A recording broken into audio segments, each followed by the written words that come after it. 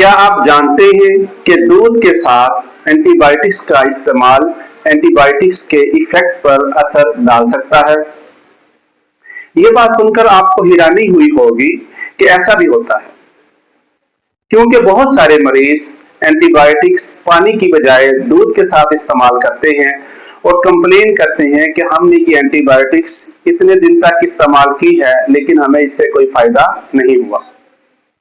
आज की इस वीडियो में हम बात करेंगे कि डेयरी प्रोडक्ट्स और एंटीबायोटिक्स का आपस में क्या ताल्लुक है, क्या ये दोनों इकट्ठे इस्तेमाल किए जा सकते हैं, अगर ये इस्तेमाल इकट्ठे नहीं किए जा सकते तो इस कंडीशन में हमें क्या करना चाहिए।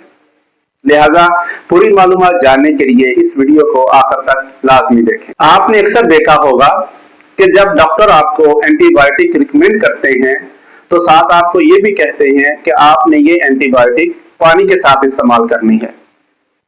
क्या आपने कभी सोचा है कि आपको वो ये क्यों नहीं कहते कि आपने ये एंटीबायोटिक दूध के साथ इस्तेमाल करनी है या दही के साथ इस्तेमाल करनी है? इसके पीछे एक कहानी है, क्योंकि दूध के अंदर कैल्शियम मौजूद होता है जो हमारी सेहत बिलखसूस हड्डियों के लिए बहुत ज्यादा फायदेमंद होता है। लेकिन ये कैल्शियम जब एंटीबायोटिक्स के साथ मिलता है तो एंटीबायोटिक्स के इफेक्ट को रोक देता है। इसका मैकेनिज्म क्या है? इसका मैकेनिज्म ये है, जब आप दूध वाली अशिया के साथ एंटीबायोटिक्स की कुछ क्लासेस ऐसी हैं जो आप इस्तेमाल करते हैं तो वो एंटीबायोटिक्स दूध में मौजूद कैल्शियम के साथ मिलकर एक कॉम्प्लेक्स बना लेती हैं, जिसकी वजह से वो एंटीबायोटिक जज़ब नहीं हो पाती। जब वो जज़ब नहीं हो पाती तो वो अपने टारगेट तक नहीं पहुंच सकती, और जब टारगेट तक नहीं पहुंचती तो मतलूबा इफेक्ट अचीव नहीं हो पाता।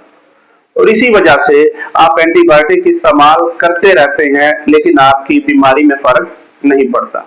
हर एंटीबायोटिक्स डेयरी प्रोडक्ट के साथ इस तरह का इंटरेक्शन फेस नहीं करती। एंटीबायोटिक्स के दो ग्रुप ऐसे हैं जिनके अंदर क्विनोलोन्स, जिसके अंदर सिप्रोफ्लोक्सासिन, लेवोफ्लोक्सासिन, मोक्सीफ्लोक्सासिन या ओफ्लोक्सासिन वगैरह शामिल हैं, और दूसरा टेट्रासाइक्लिन जिसके अंदर डॉक्सीसाइक्लिन या ऑक्सीटेट्रासाइक्लिन वगैरह शामिल हैं। ये एंटीबायोटिक्स के दो ग्रुप ऐसे हैं जो डेयरी प्रोडक्ट के साथ इंटरेक्शन फेस करते हैं और इनकी एफिकेसी में फर्क आता है।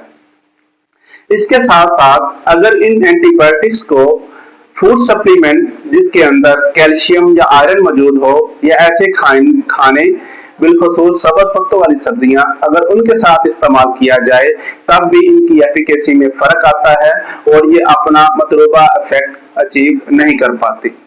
लिहाजा एंटीबायोटिक्स को इस्तेमाल करने से पहले चंद हदायत पर अमल करना बहुत जरूरी है।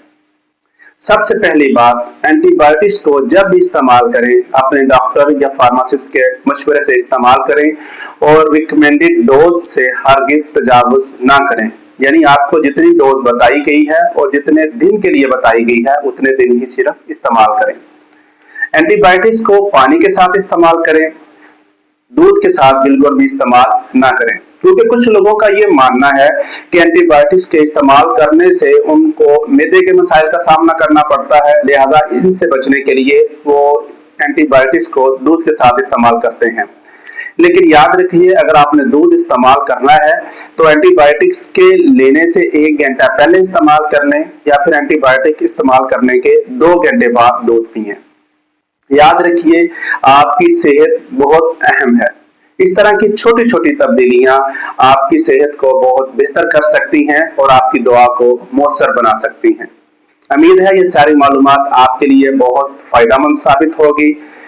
इस वीडियो को अपने दोस्तों से भी शेयर करें, लाइक करें। अगर आप इस चैनल पर नए हैं तो इस चैनल को सब्सक्राइब करें ताकि हर आने वाली वीडियो आप तक वक्त तक पहुंचती रहे।